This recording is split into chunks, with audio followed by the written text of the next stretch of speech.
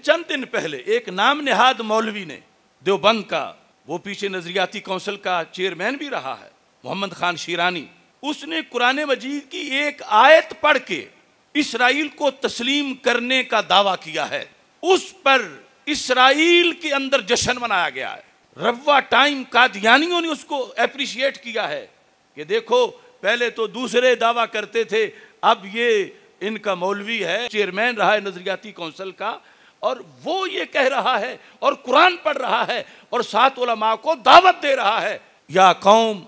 उदखुलुल अर्दल मुक़द्दसा अल्लती कतबल्लाहु लकुम, कि ये तर्जमा करके कि रब ने ये फलस्तीन वाली जमीन तो यहूद को अलाट की हुई है, अलाट की हुई है, ये उसने लफ्ज बोल के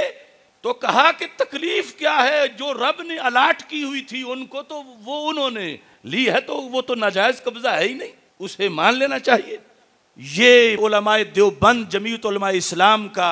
मोहम्मद खान शीरानी, यानी ये बात तो कोई आम छोटी सी मस्जिद का मौलवी भी करे, मौलवी तो क्या आम कोई लिबरल एंकर भी करे, हमसे हजम नहीं होती। और इतना बड़ा लीडर, और वो प्रेस कॉन्फ्रेंस करके, और उस पर इसराइल तक तबसरे हो रहे हैं इंग्लिश में कि देखो ये अनपढ़ मुल्ला जो है वो तो कहते हैं इसराइल तस्लीम ना करो,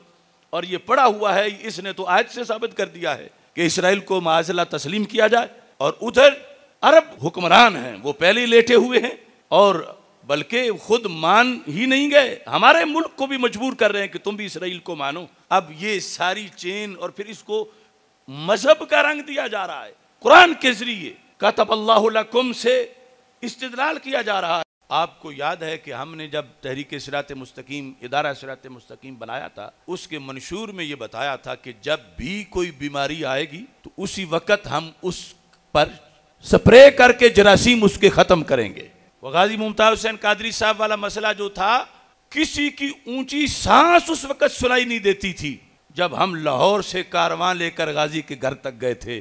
किसी को जुमे पर बोलने के लिए अभी लफ्ज नहीं आ रहे थे कि गाजी के बारे में गाजी बोलना जायज है या नाजायज है, इसे दहशतगर्द और कातिल कहें या इस्लाम का हीरो कहें। बड़े बड़े मुफ्तियों ने फोन ही बंद किए हुए थे। ये खुदा का खास फजल है कि बंदा नाचीज ने उसी वक्त 9 जनवरी को 4 का ये वाकया था, तो आप में से बहुत से लोग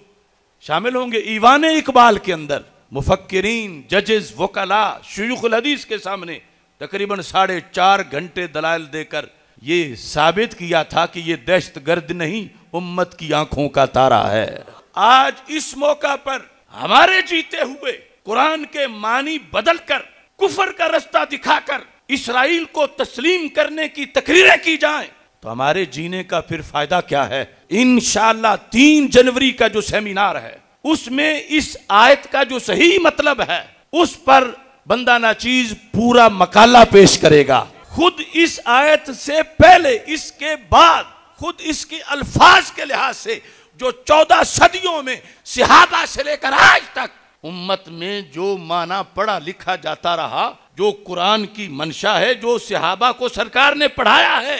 वो साबित करके बताऊंगा कि ये शीरानी ये यहूद की बोली बोल रहा है, ये कुरान में ये मतलब है ही नहीं जो वो निकालना चाहता है। और अब लाइव मैं उसको और उसके समेत कोई भी इसराइल को तस्लीम करने का जो हामी हो, वो मुनाजरा करना चाहे, तो बंदा नाचीज पूरी दुनिया के इसराइल के हामियों के साथ हर वक्त लाइव मुनाजरा करने के लिए तैयार है।